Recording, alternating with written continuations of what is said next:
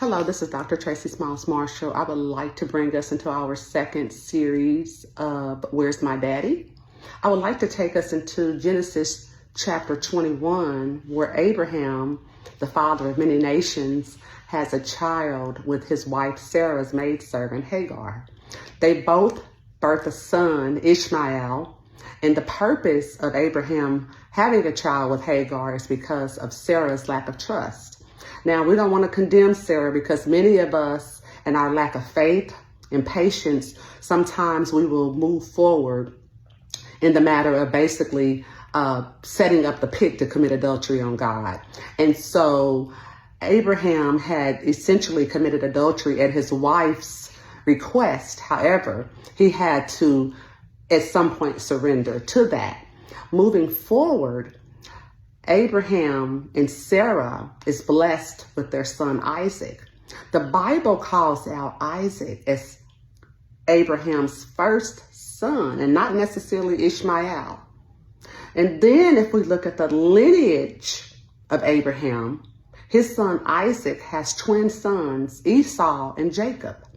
Jacob, whose name is later changed to Israel, is almost in the same situation. He has a wife, Leah, who he was not necessarily attracted to, but she was the older of the sisters. And so he wanted to marry her sister, Rachel. He was in love with Rachel. Though Leah has 6 sons by Jacob, Leah only had 2, but Jacob favors his firstborn son with Rachel, which is Joseph. That is his 11th son. Where I'm going with is where's my daddy? Too often there are trends when men have children with multiple women or more than one woman, and certain children feel like they are left behind. And then there's certain groups that the other children that are left behind feel like the other group or the other one has gained more attention, more recognition from the father. And so in my mind, I'm thinking the first start of this came from Father Abraham. God blessed him in Genesis 12:2, where he says, I will bless you and give you many nations. That's talking about children. And so the seed of Abraham has infiltrated into fatherhood in many cases. Now, I'm not saying all. Some dads, from what I've seen, try to keep their multiple children with multiple women. They do a very good job of ensuring that they're involved equally. And I know sometimes it can be tricky when you don't live in the same household. But what I want to say is, where's my daddy?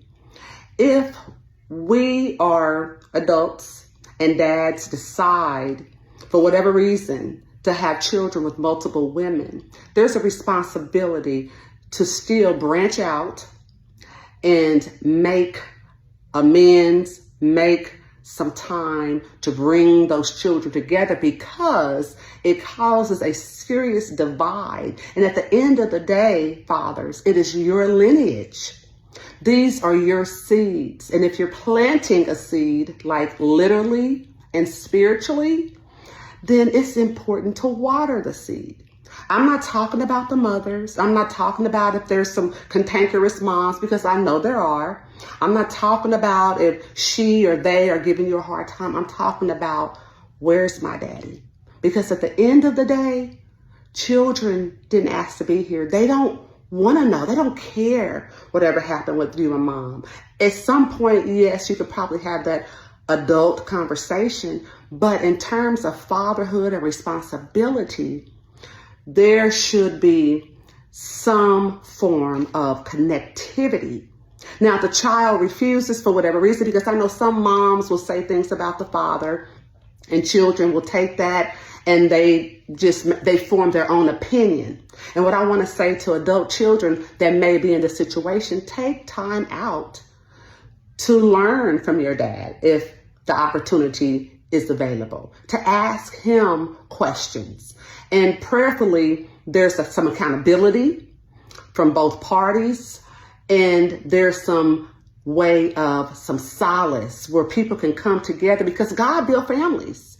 He did that. And so where's my daddy? Fathers, consider if you have children with multiple women to bridge the gap and to do what God would have you to do. Thank you for joining. This is Dr. Tracy Smiles Marshall.